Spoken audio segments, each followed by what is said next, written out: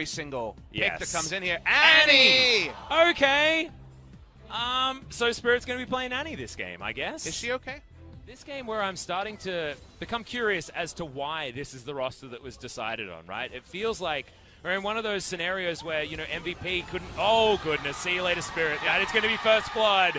They pull the trigger. They get it done. Hex Flash from Life just feels too easy. They can't see him now. So odds are he's on the bottom side of the map, and he's actually going to show himself trying to get some of these turret plates. As there's the headbutt pole, and Spirit once again in trouble, but is going to get that shield from the Guardian. The battle dance is going to come down, but Spirit is not going to get hit up. Peanut finally finds that kill. Turret shot nowhere near enough in order to get that damage back. Gleaming Quill does negligible damage, but Dread is going to flash on in and pick up that kill. Peanut's so desperate for the kill, goes super over. Instead it ends up being a 1-for-1 after all.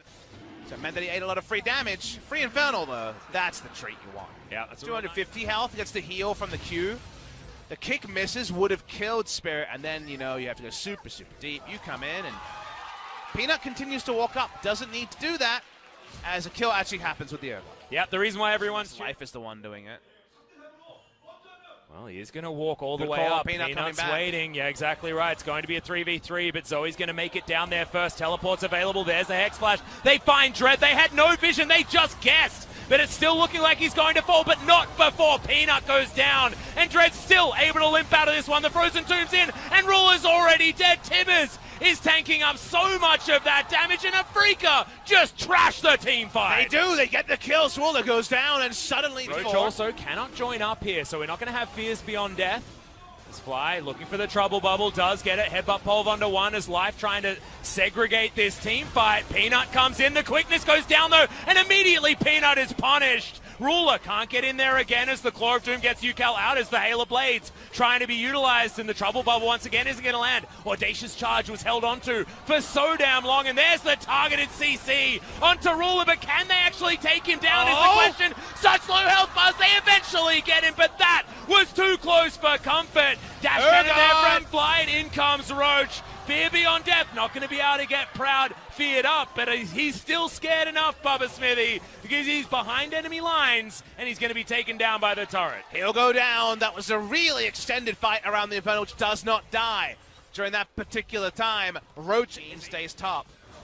No turret plates to punish here, and a equalizing Infernal Drake goes the way of gen.g. That is fantastic news for the entire culling. He's out of the fight for now. Has to get out of there, and Afreeca Freecs going to make it a 50-50, but Dread does pick that one up a little bit early from Peanut. Carry for the team.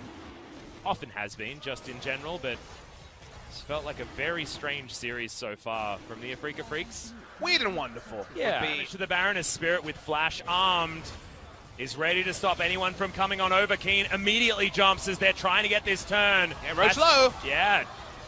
Tries to throw through, and Fly's going to be taken out. The Q from UCal is enough to get it off to the side. I was watching Roach, but Fly just... Level under is Peanut. No Flash, but has the blast plant here. 50-50, can Peanut do it? No Frozen Tomb available from UCal here, who flashes on top. That's the stopwatch. Immediately traded as Keen once again dashes on over. But is there going to be enough of the damage from Ruler? The answer is most likely yes, but the blast cone trolls him entirely, and Afreeca just take the Baron. Bit of heist there, and Keen wants a kill. Yep, the double tap not enough to get rid of it onto Roach. That's a big pulverize, but no follow-up available, and Keen picks up the kill. Seemed impossible to keep Peanut out of the pit, but they do it. They keep him out of the pit. They get the smite. Yep. That Afreeca experienced.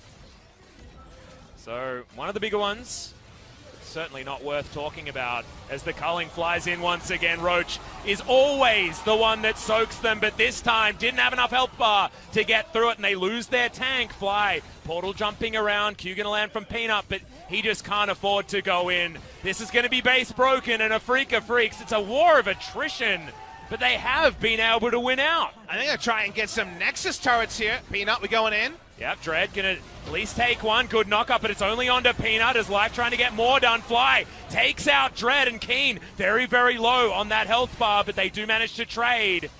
Ruler still full to come in, and then the Elder will be available. Last time around it was gen.g with the fully stacked Elder with the 4 dragons.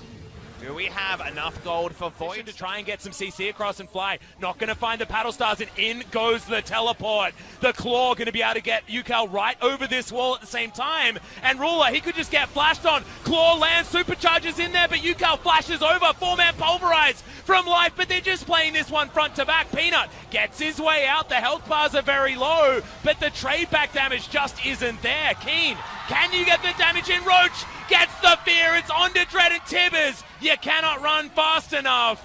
Yukal does actually dive forward, but feels so frightened in the trouble bubble. Does not land.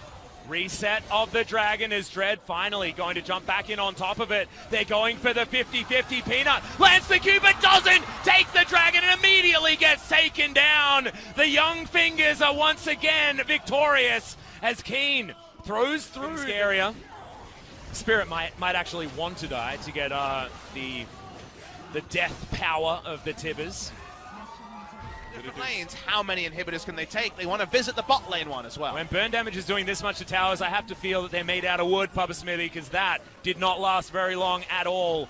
Inhibitor goes down as an afterthought, and the bottom lane going to be broken open as well. Yukal with some time on his own, which is why the Afreeca Freecs are being more respectful. As soon as Roach turns up topside, that's when Keen's happy to walk forward, get some double taps, and now Spirit does have... No, it doesn't quite yet.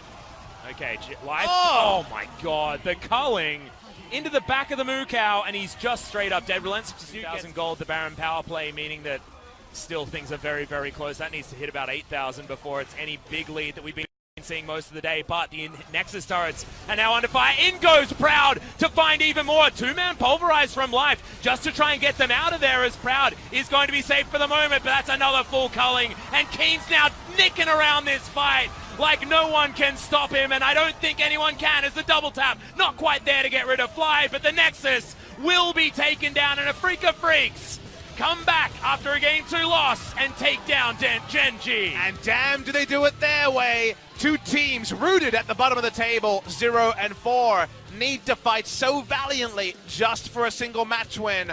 Afreeca Freecs, how replicable is bot lane Annie, bot lane Morg, bot lane Nico? Is it just, let's get some confidence and then work it out and bring back aiming? We're not to know. Lots of creativity there, and credit to the coaching staff. They were having a great time the entire time. Ruler just never found an entrance. They could never fight front to back because things just didn't go to plan for the side of gen.g, and Afreeca Freecs feels like they nicked one away from the side of gen.g. They certainly did, but the grins on their faces, just having the best time. Once that game was over, even after their loss in game number 2, it looked like they were still the happiest boys ever. Coaching staff joining them, just... it's just the absolute opposite of what happened to gen.g, because even after game 2 and their victory,